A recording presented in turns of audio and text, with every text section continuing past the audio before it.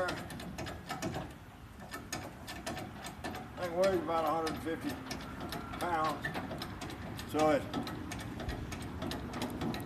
kind of handy.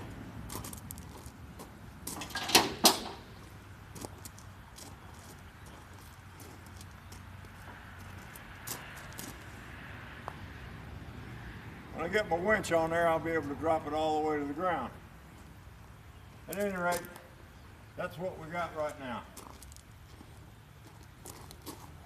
Made this out of a truck axle.